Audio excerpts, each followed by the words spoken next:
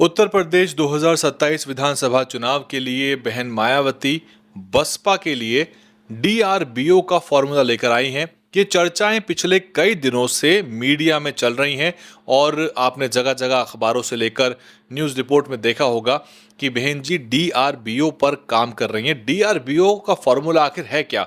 ये फॉर्मूला है दलित, राजपूत, ब्राह्मण और ओबीसी। जी हाँ, बहन मायावती उत्तर प्रदेश में इस बार दलित, राजपूत, ब्राह्मण और ओबीसी को साधने का प्रयास कर रही हैं। असल में ब्राह्मण समाज को लेकर तो बसपा का रुख पहले से ही साफ है और जब से उनका नारा बदला है बहुजन सुखाय बहुजन हिताय से बदलकर सर्वजन हिताय सर्वजन सुखाय का जो नारा था, उसके बाद से ही ब्राह्मणों को लेकर बहन मायावती की विशेष रुचि रही है और इस बार भी ब्राह्मण समाज को साधने के लिए बहन मायावती के प्रयास सबसे ज़्यादा तेज़ है। अगर आप पिछले 2-3 हफ्ते की बहन मायावती की ट्वीट निकाल के देखेंगे, जो उनकी पोस्ट है उसमें वो सबसे ज़्यादा चिंतित ब्राह्मण समाज के लिए नज़र आ रही हैं। हालांकि इस बार राजपूत और ओबीसी समाज को लेकर भी उनकी संजीदगी दिख रही है और मुझे जहां तक समझ में आ रहा है, जैसा कि आपने थंबनेल में देखा, ये जो मोर्चा संभालेंगे इन वर्गों को साधने के लिए दलित समाज को तो सीधा बहन मायावती अपने आप से कनेक्ट करती हैं। दलित समाज को साधने के लिए बहन जी की एक इमोशनल अपील ही काफ़ी है।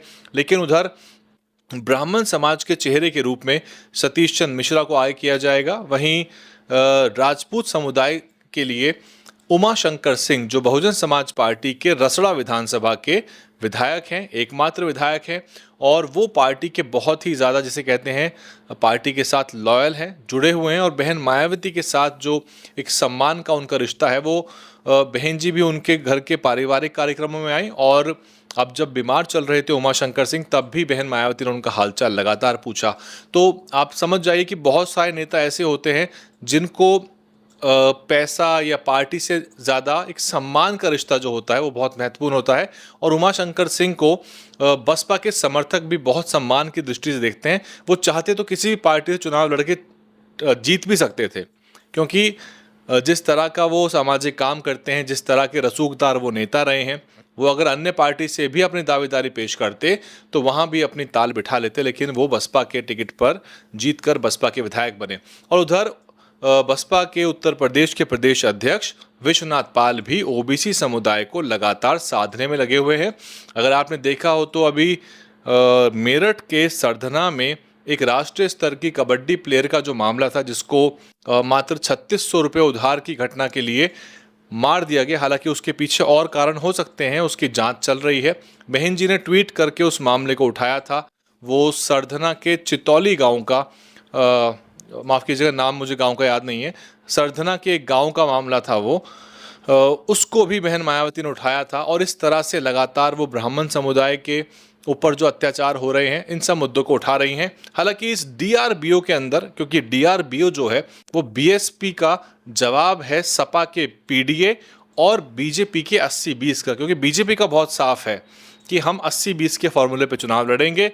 वो सीधे 80 को साधते हैं, यानी कि वो मुसलमानों को छोड़, उत्तर प्रदेश में मुसलमानों को छोड़ सीधा जो गैर मुस्लिम वोटर है उसको एक हिंदू के रूप में साधने का प्रयास भाजपा करती है और वो हिंदू समुदाय को एक मोनोलिथिक, यानी कि एक मुश्त वोट के रूप में देखते हैं, जबकि हिंदू समुदाय जो है वो एक मोनोलिथिक स्ट्रक्चर नहीं है। उसके अंदर बहुत सारे बंटवारे हैं, उसमें एससी एसटी ओबीसी तो है ही, उसके बाद भी जातियों में बटा हुआ समुदाय है। तो ऐसे में वो सरलीकरण जो है उनका प्रयास है वो सफल जरूर हो रहा है वोटों के लिहाज से, लेकिन उसके अंदर बहुत सारे जो बारीकियां और भी हैं। ऐसे में बीएसपी का जो ये डीआरबीओ का फॉर्मूला जिसके बारे में मीडिया चर्चा कर रही है, ये कितना कारगर होगा और ये फॉर्मूला वाकई में लागू होता है या नहीं, ये तो आपको टिकट बंटवारे पे ही पता चल जाएगा।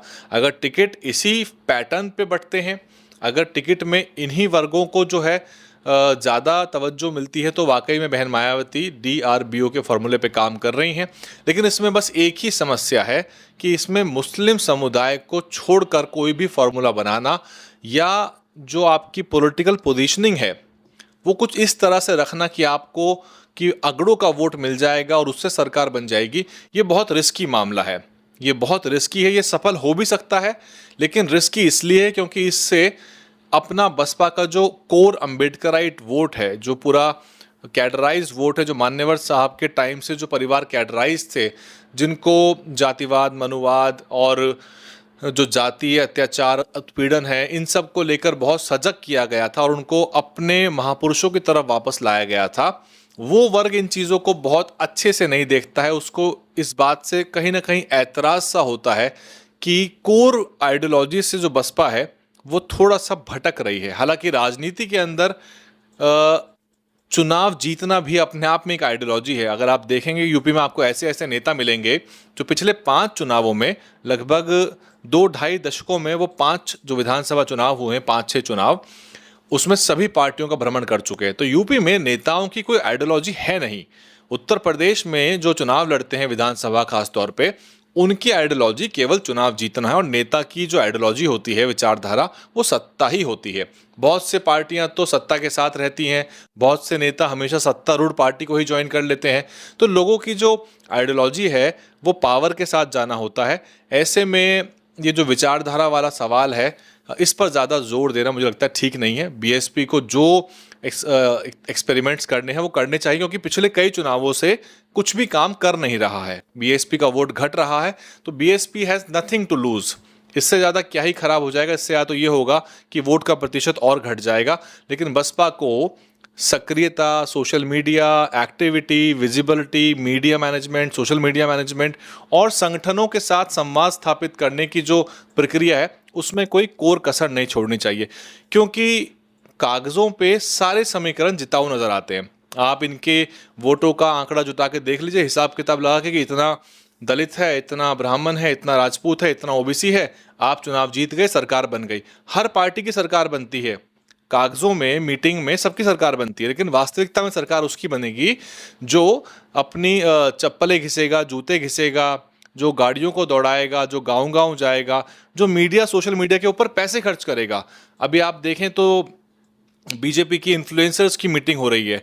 वो लोग जो जहर उगलते हैं मुसलमानों के खिलाफ, दलितों के खिलाफ, वो लोग बीजेपी के इन्फ्लुएंसर्स की मीटिंग में नजर आ रहे हैं। तो हर पार्टी अपना एक इकोसिस्टम बनाती है, अपने समर्थकों का, अपने पत्रकारों का, अपने एक्टिविस्ट्स का और अपने कंटेंट क्रिएटर का, अपने इन्फ्लुएंसर्स का एक इकोसिस्टम बनाती है। उनको आर्थिक रूप से, लॉजिस्टिक्स रूप से, घोड़ा गाड़ी, पैसा, हर चीज़ से उनको सशक्त करती है, ताकि चुनावों में वो लोग उनकी बात कर सकें।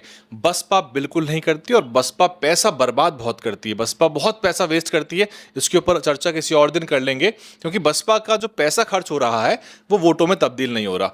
और बिजनेस में आकाश आनंद जी बेहतर जानते होंगे, बिजनेस के अंदर every penny spent should be accounted for. और आपका जो खर्चा है वो कितनी आमदनी बढ़ा रहा है आपकी, ये चीज़ें बहुत महत्वपूर्ण हो जाती हैं। तो आप मुझे कमेंट करके बताइए। मैंने आपको बता दिया कि किन नेताओं के सहारे बसपा जो है चुनाव मैदान में इस फॉर्मूले के, हालांकि ये बसपा घोषित फॉर्मूला नहीं है, ये बसपा की तरफ से ऐसा कुछ नहीं कहा गया, लेकिन ऐसा प्रतीत हो रहा है। मीडिया में कयास चल रहे हैं, मीडिया इनको ले खबरें बना रहा है। आप गूगल सर्च करेंगे तो आपको दिख जाएगा कि इस तरह की चीज़ें निकल रही हैं। हालांकि सतीश चंद्र मिश्रा जी ने पहले भी बहुत प्रबुद्ध सम्मेलन किए, उसका फ़ायदा नहीं हुआ था, क्योंकि बसपा ने अपनी कोर प्रॉब्लम्स को सॉल्व पहले भी नहीं किया था और बसपा अपनी कोर प्रॉब्लम्स को अब भी सॉल्व नहीं कर रही है। तो आपकी जो कोर है, राजनीति के जो फंडामेंटल्स है, उसको तो सॉर्ट करना पड़ेगा। उसके सॉर्ट करे बिना आपके सारे समीकरण, टिकट वितरण वगैरह, समीकरण वगैरह, ये सब चीज़ें ज़्यादा कारगर नहीं हो पाती हैं। और दूसरा एक सवाल जो आप छोड़ के जा रहा हूँ कि दलितों को साधने के भी प्रयास करने चाहिए। अगर बहन जी दलितों को ग्रांटेड लेके चल रही हैं, बसपा दलितों दलितों लेके चल रही है कि ये तो हमारा कोर वोट है ही, तो पहले भी नहीं मिला है पूरी तरह से, तो ये भी साफ है। जो 9% तक का वोट आया है उसमें आपको दलित वोट का भी लॉस हुआ है। अगर ये मान लिया जाए कि 13% में पूरा 13% आपको दलितों का वोट मिल गया, या 9% में चलो हमारा कोर वोट इंटैक्ट था, तो ये एक मिस कैलकुलेशन होगी, ये एक एरर ऑफ जजमेंट होगी, क्योंकि अन्य प्रत्याशियों का भी वोट आया होगा। और इसमें बहुत सी विधानसभा आपको खुद बता देंगी, ऐसी ऐसी जाटव बाहुल्य विधानसभा हैं जहां बसपा को 15,000, 13,000, 14,000 वोट मिला है, जहां दलितों की बाहुल्यता थी और दलितों में भी जाटवों की बाहुल्यता थी। ऐसी बहुत सारी विधानसभाएं जो बताती हैं, अगर बसपा इस डेटा को इग्नोर करना चाहती है, और जैसे कहते हैं कि sweeping the dust under the carpet, अगर आप इन सब चीज़ों को इग्नोर करके और आंख मूंद के चुनाव में जाना चाहते हैं, तो ये एक अच्छी स्ट्रेटेजी नहीं होगी और जो ग्राउंड का फीडबैक है, जो डेटा का फीडबैक है, उसके आधार पर ही आपको काम करना पड़ेगा। पार्टियां करोड़ों रुपया, अरबों रुपया विदेशी एजेंसीज को देती हैं, भारत के कंपनियों को देती हैं सर्वेज के लिए, फीडबैक के लिए। वो सब चीज़ हम आपको मुफ्त में दे देते हैं। जितनी हमारी गाड़ी चलती है, जितना हमारे पास पेट्रोल होता है, हम आपको ग्राउंड पर जाके बता देते हैं जनता क्या सोच रही है, जनता क्या कह रही है। आप देख रहे थे डियर हिंदी, मैं हूं वैभव कुमार। डीआरबीओ के बारे में बताइए, क्या लगता है आपको, ये फॉर्मूला कारगर होगा? इसमें दम है? क्या ब्राह्मण वोट करेगा? क्या राजपूतों को अगर टिकट मिलता है, बड़े संख्या में प्रत्याशी उतारे जाते हैं, तो क्या वो वोट करेंगे? और क्या इस सब के लिए मुस्लिम वोटों को ताक पे रखना फायदे का सौदा होगा? क्या बसपा को लग रहा है कि मुसलमान वोट नहीं करेगा, तो कि उसके लिए प्रयास ना किए जाएं? और उत्तर प्रदेश समेत गुजरात से लेके पंजाब में, क्योंकि पंजाब में भी चुनाव हैं, दलित उत्पीड़न के जघन्य मामले आ गए। बसपा उस पर ट्वीट नहीं कर रही, बहन जी उसके ऊपर संज्ञान नहीं ले रही, उसको लेकर पोस्ट नहीं हो रही है। तो आप अगर ब्राह्मणों के साथ अत्याचार उत्पीड़न के मुद्दों पर आवाज़ उठा रहे हैं, तो दलितों के मुद्दों पर मौन नहीं रहना चाहिए। पंजाब में पीटा दलितों को, और हरियाणा में कुएं से उल्टा लटका दिया, 4 सीवर कर्मी मर गए गुजरात में, और उत्तर प्रदेश में तो जघन्य अपराधों की झड़ी लगी हुई है दलित समाज के साथ। एससी, अनुसूचित जाति, उसके ऊपर भी तो आवाज उठाइए। दलितों के साथ भी कनेक्ट करना पड़ेगा, नहीं तो आगे चल के दलित एक फ्लोटिंग वोट बन जाएगा। और ये सबसे बड़ा दुर्भाग्य होगा इस आंदोलन का कि दलित एक फ्लोटिंग वोट बन गया। मान्यवर कांशीराम साहब बहुत ही मेहनत से अपना पूरा जीवन लगा के दलितों को एक वोट बैंक की ताकत समझा के, उनको वोट की पावर, वोट की चोट जो है उसको पैदा करके उनको समझाया था कि एक मुश्त वोट करने से अपनी सरकारें बनती हैं। वो सब बिखर जाएगा। इसलिए दलितों के मुद्दे भी उठाइए। 1 दर्जन मुद्दे पिछले 2 हफ्ते में निकल गए जिस पर बीएसपी ने संज्ञान ही नहीं लिया। कम से कम ट्वीट तो बनता था, या फिर दलितों के मुद्दों को उठाने की ज़रूरत नहीं रह गई बसपा के लिए। तो अगर दलित नेता ही मौन रहेंगे, खामोश रहेंगे, दलितों के साथ जघन्य अत्याचार उत्पीड़न होते रहेंगे, तो फिर कैसी दलित राजनीति, कैसा मिशन? आप कमेंट करके बताइए कि डीआरबीओ कारगर है कि नहीं, मुस्लिम वोटों क्या होगा, और दलित मुद्दों पर क्या और सक्रिय हो जाना चाहिए। इन सब मुद्दों पे आप कमेंट करिए और आप सब्सक्राइब कर लीजिए। आपको रिपोर्ट्स, विश्लेषण लगातार हमारे चैनल मिलते रहेंगे।